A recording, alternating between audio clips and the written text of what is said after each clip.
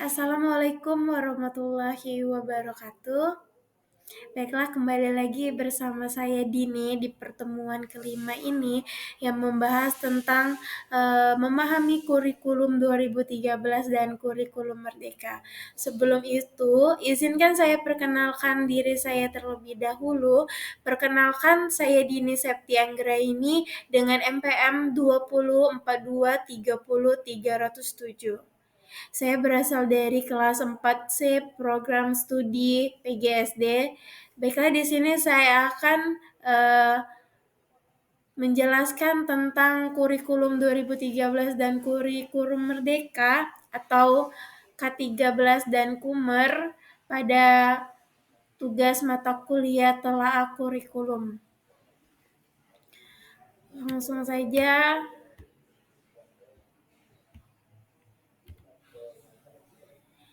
Di sini ada 7 poin pembahasan yang akan saya bahas pada pertemuan kelima kali ini. Yang pertama itu ada memahami K13 dan Kurmer, kurikulum Merdeka, dan poin kedua itu saya akan membahas tentang standar kompetensi lulusan atau yang disebut juga SKL pada kurikulum 2013, dan poin kelima ini saya akan membahas tentang SKL pada kurikulum Merdeka atau Kumer. Nah, poin keempat ini saya akan membahas tentang standar isi perbandingan kurikulum 2013 dan kurikulum Merdeka. Poin kelima saya akan membahas tentang zonasi, implementasi, dan dampak dari Kumer itu. Dan poin keenam saya akan membahas tentang domisili, aturan, dan kebijakan terkait, dan pembahasan terakhir saya akan menjelaskan tentang integrasi SKL, standar isi, zonasi, dan domisili dalam kurikulum Merdeka atau kesimpulannya. Nah, apa itu kurikulum 2013 dan apa itu kurikulum Merdeka atau Kumar? Nah, kurikulum 2013 ini sering juga disebut dengan K13, dan kurikulum Merdeka itu juga sering disebut dengan Kumar. Nah, pada presentasi ini saya akan memberikan gambaran tentang lanskap kurikulum nasional di Indonesia, dan di sini saya akan perkenalkan kurikulum 2013 atau K13 dan kurikulum Merdeka atau Komar. Nah, tujuannya adalah untuk membandingkan dan membedakan elemen-elemen kunci dari kedua kurikulum. Nah, selanjutnya saya akan membahas tentang standar kompetensi lulusan atau SKL pada kurikulum 2013 dan kurikulum Merdeka. Pada kurikulum 2013, fokus pada pengaturan pengetahuan, keterampilan, dan sikap yang terintegrasi. Nah, penekanan pada kurikulum 2013 ini pada penekanan domain kognitif, afektif, dan psikomotorik. Nah, kurikulum 2013 ini menekankan kemampuan menerapkan pengetahuan ilmiah. Penilaian kurikulum 2013 ini dilalui atau melalui tes standar dan evaluasi guru. Nah, maksudnya di sini bahwasannya kurikulum 2013 ini menekankan pada pencapaian kompetensi lulusan yang mencakup pengetahuan, keterampilan, dan sikap yang terintegrasi. Pada kurikulum Merdeka, penekanan pada pengembangan holistik dengan jalur pembelajaran yang fleksibel dan pemahaman konsep yang lebih mendalam. Nah, SKL selaras dengan profil pelajar Pancasila, pembelajaran berbasis proyek untuk meningkatkan keterlibatan siswa. Yang dimaksud pada Kumer ini maksudnya bahwa kurikulum Merdeka itu lebih fokus pada pengembangan kompetensi lulusan secara holistik atau yang biasa disebut secara menyeluruh dan pemahaman konsep yang mendalam. Selain itu, standar kompetensi lulusan pada kurikulum Merdeka ini juga diselaraskan dengan profil pelajar Pancasila. Dan selanjutnya saya akan membahas tentang standar isi kedalaman dan keluasaan. Pada kurikulum 2013 atau K13 ini mencakup konten yang luas, seringkali menyebabkan pemahaman yang dangkal, volume materi yang tinggi dalam semester, dan fokus pada pencapaian tujuan pembelajaran tertentu dalam rangka kerja yang ketat. Nah, yang maksudnya di sini adalah kurikulum 2013 ini memiliki cakupan materi yang luas, tetapi seringkali kurang mendalam dan jumlah materi yang harus dipelajari dalam satu semester itu sangat banyak. Nah, pada Kumar ini fokus pada eksplorasi dalam konsep inti, memungkinkan penguasaan yang lebih besar, fleksibilitas dalam pemilihan konten yang relevan dan menarik, dan penekanan pada kurikulum ini penekanan berdasarkan pembelajaran kontekstual. Yang dimaksud dari yang saya jelaskan tentang Kumar di sini artiannya kurikulum Merdeka itu lebih fokus pada pendalaman konsep-konsep inti dan memberikan fleksibilitas dalam pemilihan materi yang relevan dan menarik bagi siswa.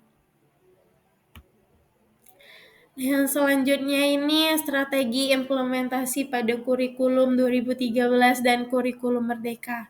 Nah, kurikulum 13 ini kurikulum yang diamanatkan secara terpusat dengan fleksibilitas terbatas. Nah, yang dimaksud dengan kurikulum yang terpusat dan fleksibilitas terbatas ini artiannya itu kurikulum 2013 ini diterapkan secara terpusat dengan fleksibilitas yang terbatas bagi sekolah dalam mengembangkannya.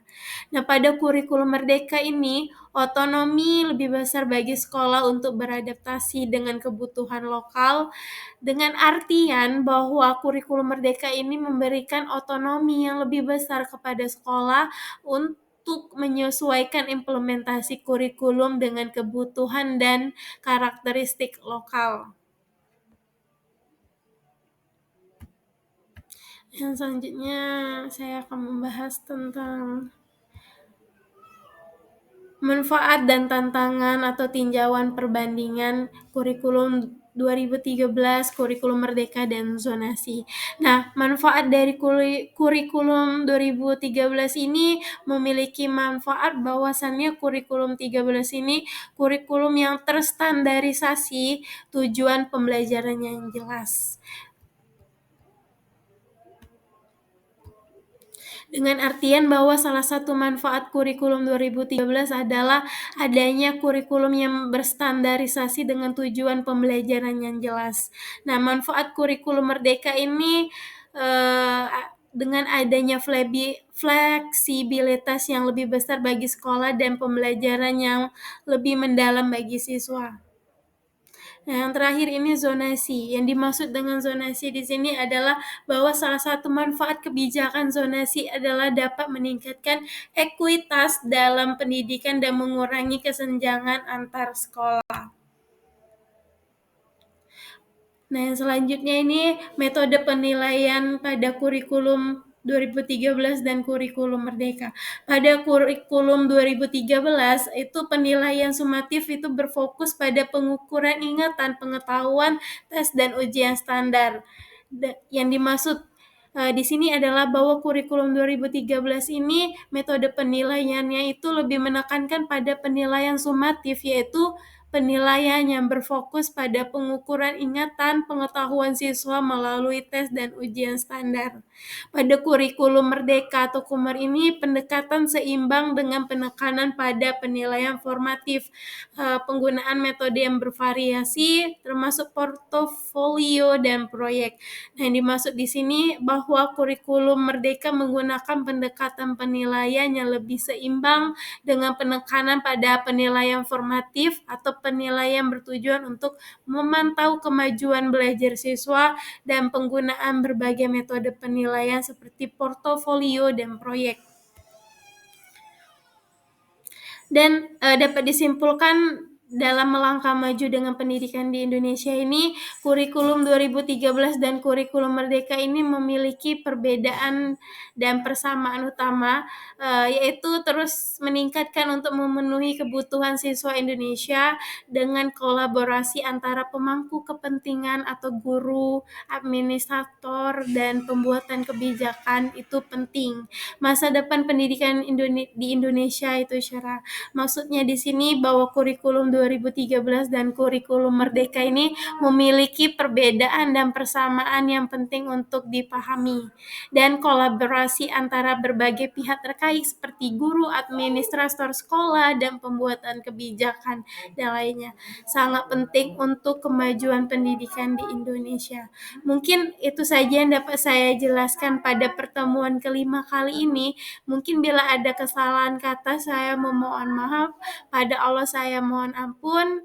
Saya akhiri. Wassalamualaikum warahmatullahi wabarakatuh. See you next time, guys.